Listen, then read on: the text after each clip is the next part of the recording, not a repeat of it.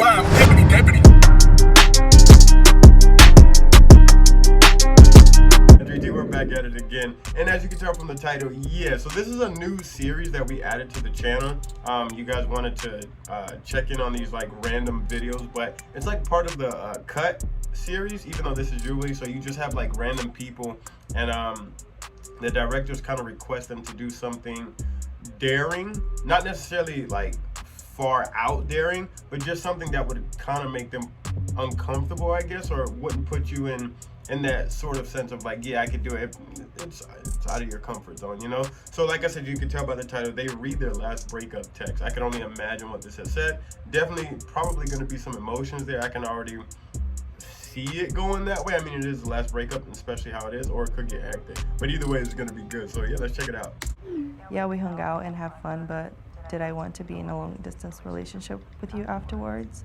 No, and that should be okay with you. Damn. I tried to call him and he refused to talk to me on the phone.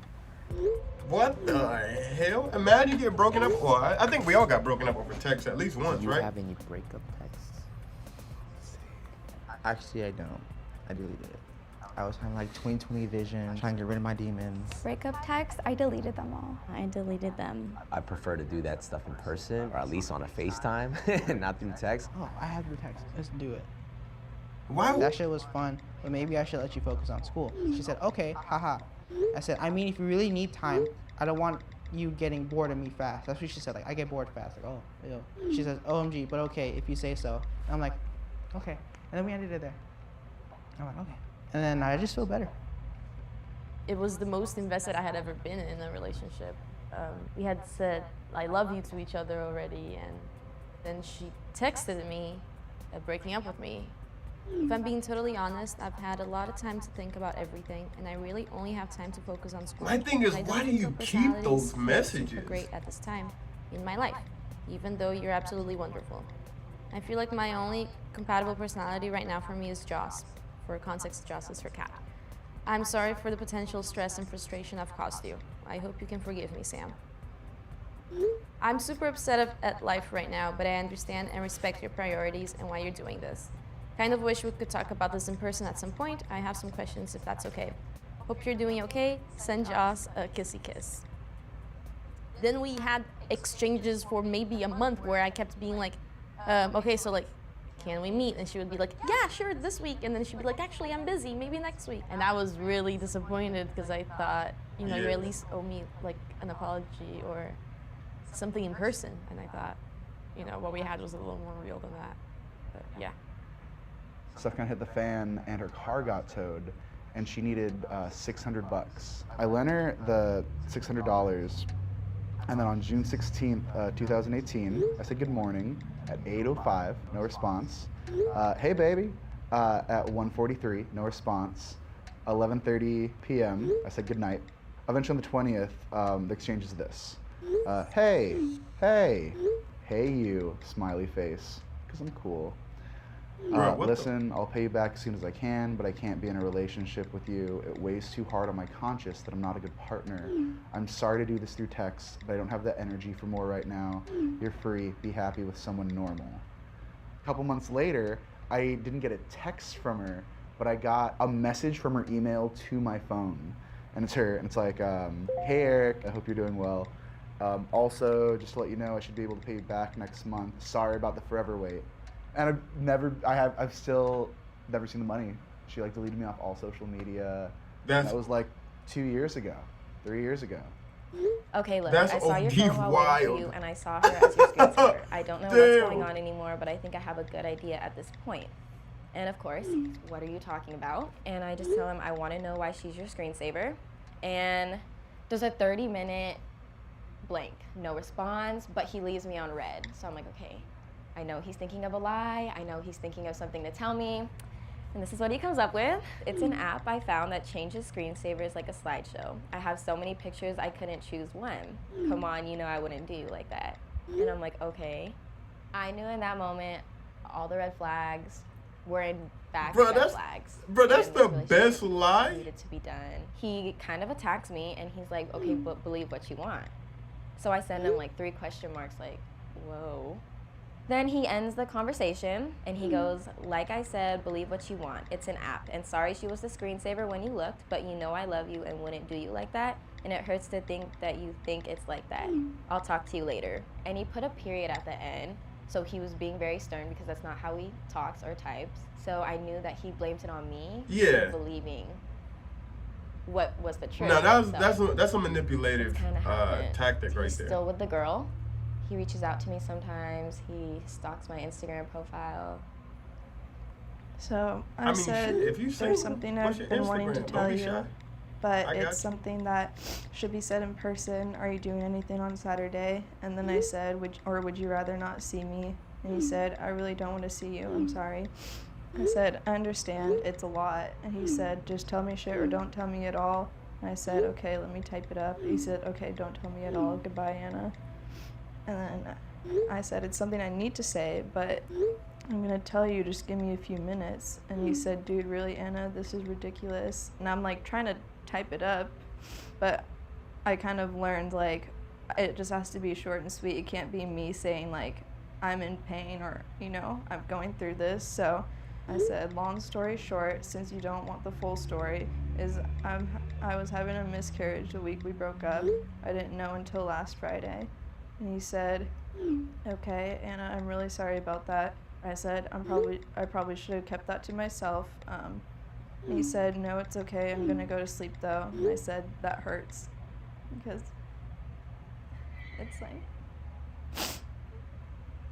I didn't even know that I was pregnant beforehand. It was hard, and so I wanted to reach out to him. I don't know why I thought he would care. And I don't know why I wanted him to care too, because obviously, like, we weren't, no matter what, we weren't going to be together. I was just, like, going through something like that really changes your head. Holy shit. So,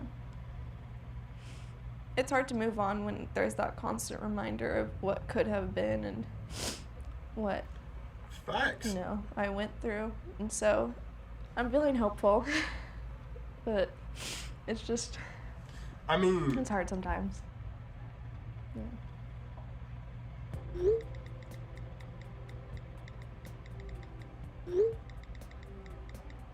Wow. That's you know, people are just crazy, like, and I don't mean that like crazy in that literal sense, but I mean it's just like, I think as I got older, I start to realize that you can't run away from shit, like, at all. You know, you just gotta rip it off with a Band-Aid. And I think a lot of these people that were doing the kind of like, I don't know how to explain it.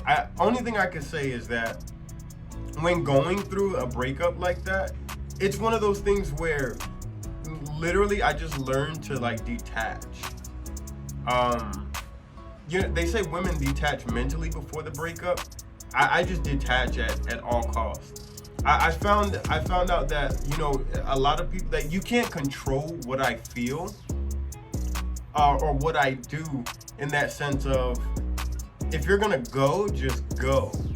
Whatever your reasoning is, I understand it. I get it. I totally understand. I think a lot of people have trouble with mending and being disciplined within their emotion. And to every extent, you have every right to, but there's certain levels to where the human being is so fucked up. I swear, I promise you, people will literally, they would try to play the victim just so they don't feel as bad for breaking up with you or doing you wrong as much as they should, if that makes sense. So they'll throw all the blame on themselves so they can seek some sort of sympathy, so they don't feel bad about doing what they did to you or breaking up for you for whatever reason, and vice versa. Some people wait for you to break up to them or break up with them, and they'll treat you like shit just so you can go, and then they don't feel bad about anything, when in actuality the only thing you had to do was say, I don't want to do this anymore. That's what I don't get. Like, you're a grown adult. I don't want to do this anymore. And we get stuck in this. It's one of those things where you get stuck being comfortable. you're so content and happy with where you, well, not necessarily happy. I won't say happy, because if you're happy, you wouldn't want to break up. But you get into a routine and comfortable doing the exact same thing. It's the same person. You're doing the exact same routine. You're waking up, going to work, whatever the case may be. So you found that level of comfort where your insecurities and flaws lie with that person. And they don't care because it's you. You don't care. You don't have to impress anybody. And it's never really about finding anybody new, because that's always a possibility. There's billions of people. It's you don't want to start over again. You don't want to have to, what's your favorite color? What food do you like? Or, hey, I like this. Could you do this? You don't want to go through that. So you put yourself through so much shit mentally, emotionally, and even physically just to keep that person who no longer makes you happy around, when it shouldn't be like that. Learn to detach, learn to control your emotions, and I know it's easier said than done, but it's possible. Like, cry in every fucking corner of the room if you have to. I've done it before. Literally, just do it. But at what point do you wake up and you say, okay, enough is enough? I was going to the gym. I was doing everything possible to distract myself, like drawing, listening to music. There's so many escapes from whatever it is that you're going to. But the main thing is, you have to learn to let go, and you have to stop running away from it. Acknowledge, accept it, and then move on from it. That's it. It is what it is. Oh, he cheated on me. She cheated on me. Cool. For whatever reason they had their reasoning, so be it. But then you move on from it. There's no dwelling on, oh, I wasn't good enough, because it's never, I don't ever really think it's you when they cheat on you, because there's no reason to cheat. I can look at you and tell you and say, I don't want to be with you anymore, or you don't make me happy anymore. I want to go find somebody new. It's that simple. But everybody wants their cake and eat it too, you know what I mean? So it's never really your fault or you as to why they cheat on you. They just got bad habits. They don't have a logical way of thinking. So it's one of those things where they want their cake and they eat it too. So never blame yourself for being cheated on. Just, okay, I just want to know why. That's it. Why did you cheat? What was it? Oh, well, you weren't doing this. Okay, cool. So you cheated? That's your way of thinking. Because you weren't getting what you wanted from me, instead of communicating that, you cheated. Make that make sense. And that's what I think people don't realize. Like, all you gotta do is communicate. You don't have to, and definitely don't be hard on yourself. But like I said, just move on. Once you detach, accept it for what it is. You got cheated on, they did you wrong. Okay, cool. There's nothing wrong with that. It's normal. It happens in life. But then, obviously, you build a tolerance to recognizing those patterns. Okay, I remember when this happened. I remember when this happened. I remember when this happened. And then that's when you can take that step forward and be like, hey, listen, look, you're not texting me like you used to. I know we're all busy. There's 24 hours in a day. Let me know what's up. Like, if you don't want to do this anymore, I'm totally fine with that. It's weird when I say humans are weird. I promise you.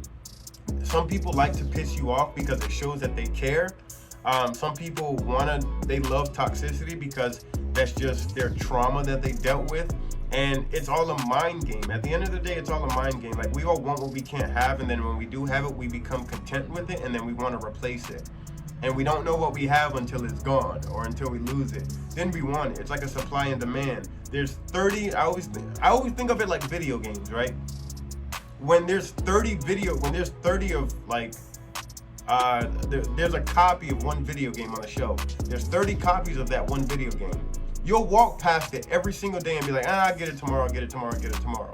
Because there's 30 copies. Now that there's one copy, you want it.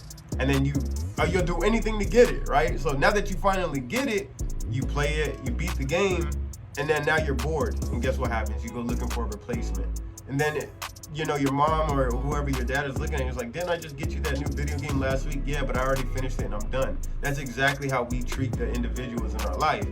It's on the shelf. When they're on the market, we want them. When they're single, we don't want anything to do with them. We know we can reach them, we can touch them, we can make contact with them. When they get into a relationship, now odds are like, I want you, I want to be with you, I want this, I want that.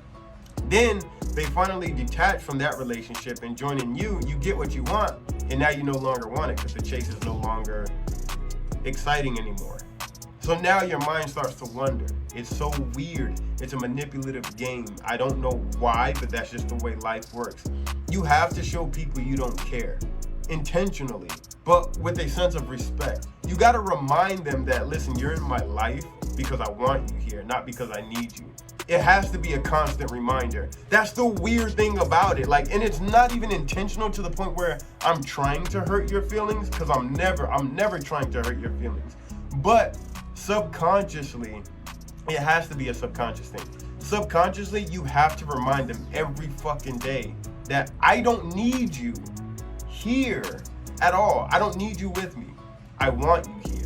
So that could be certain things, whether you go out by yourself, whether you remind them like, this is my space, I need my space, you go do something else, get out of my face for like 2 hours. It sounds harsh, but I promise you it's healthy. I promise you, you can go to therapy, you can research it, you can do whatever you want. I promise you it's healthy. And that goes with friendships, that goes with partnerships, that goes with relationships, whatever you're into. Trust me. The reason why people stick around, especially for me, is I don't intentionally remind them that I don't need them, but they know I don't need them. They know it. You can't do anything for me, like, that I can't do by myself. I want you here. That's it. So they know every single time, well, I'm not gonna talk to DrizzyTayy. Cool. Now it bothers them because it doesn't bother me that they left. It's weird. I can talk about this forever because I love the psychology behind that. But yeah, man, let go of those fucking breakup texts, guys. Don't keep them. Don't reminisce. It's their loss, your gain. Just, you don't take losses in life. That L stands for a lesson. So you live and you learn. But yeah, man, let go of those fucking breakup DMs. Let go of those pictures. Let go of everything. Just keep it as a memory. It was nice once upon a time. And those are the stories that you'll be able to tell and help other people who are going through breakups. I once went through a breakup, now it's my turn to help you, and this is how I did it. You know what I mean? But yeah, guys, if you guys are loving this series and you do want more, drop it in the comment section down below. You guys already know what to do. That was kind of a little rant. We haven't done that in a while, too. But yeah, we got more videos to upload. I can't do that if I'm here, but I will catch you in the next video. I'm out of here. Sheesh.